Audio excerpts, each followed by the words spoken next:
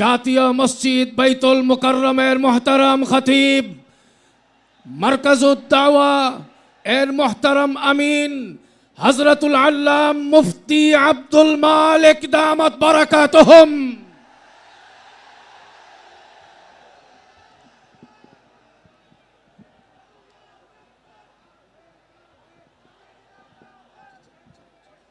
আলহামদুলিল্লাহ ওয়া সালামুন আলা ইবাদিহিল্লাযীনা ইসতাফা, আম্মা বা'দ।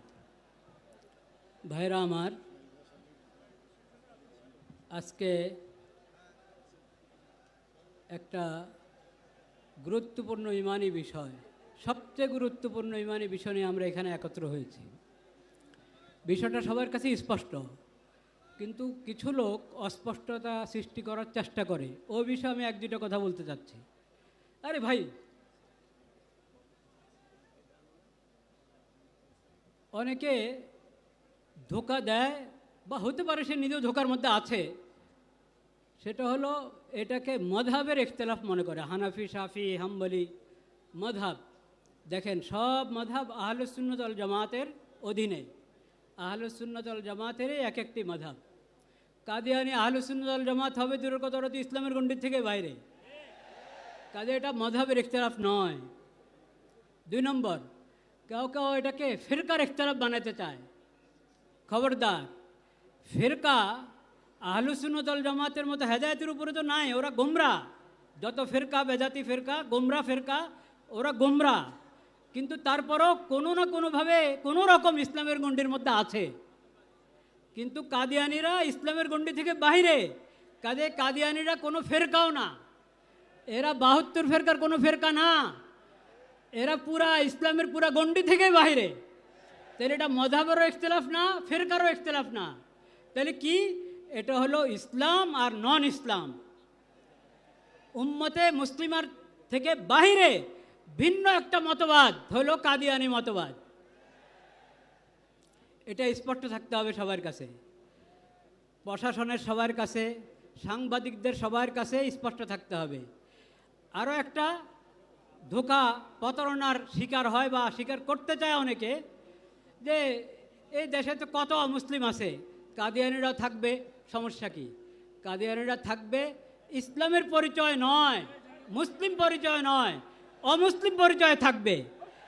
এই কথাটা প্রশাসন বুঝে না, তা না, খুব ভালোভাবে বুঝে, সাংবাদিকরা বুঝে, কিন্তু তারা আমানতদারি রক্ষা করে না।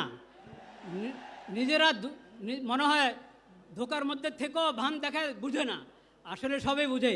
যদি না বুঝে তাদেরকে বোঝা দরকার, শিখা দরকার। ইসলাম, ইমান কাকে বলে, আকীদা কাকে বলে, এটা বুঝতে হবে তাকে।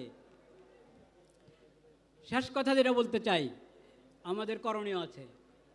আমাদের করণীয়, প্রশাসনের করণীয়, নিজেদের ইমান এবং ইসলামের পরিচয় দেওয়া। এই বিষয়, কাদিয়ানি বিষয় যে ইমানি দায়িত্ব, সেই ইমানি দায়িত্ব পালন করে নিজেদের ইমান এবং ইসলামের পরিচয় দেওয়া প্রশাসনের দায়িত্ব। সাংবাদিকদের দায়িত্ব আমানতদারির সাথে এই বিষয়টাকে উপস্থাপন করা, কোনো ধরনের ধোঁকা প্রতারণার আশ্রয় না নেওয়া। সকল ব্যবসায়ীদের দায়িত্ব, তারা কাদিয়ানিদের সমস্ত পণ্য যাতে এমনি পিছনে পড়ে যায়, ওইভাবে জরুরি সমস্ত পণ্য উৎপাদন করা, বাজারজাত করা।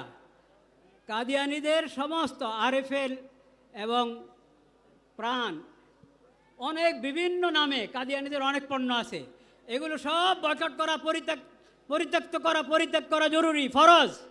এটা ইমানি দায়িত্ব, এটা ইমানি দায়িত্ব। নামাজ পড়ি রাসূলুল্লাহ সাল্লাল্লাহু আলাইহি ওয়াসাল্লামের সুন্নত মোতাবেক, অজুখানে গিয়ে দেখা যায় আরএফএলের বদনা, আরএফএলের লোটা। এটা কেমন কথা? এটা কি ইমানি গায়রত চায়? এটা ইমানি গায়রতের দাবি? এই জন্য কাদিয়ানিদের সমস্ত পণ্য আমরা বুঝে শুনে, যেই নামে হোক, পরিচিত অপরিচিত নামে যেটা হোক, ওটা থেকে আমরা দূরে থাকবো ইনশাআল্লাহ।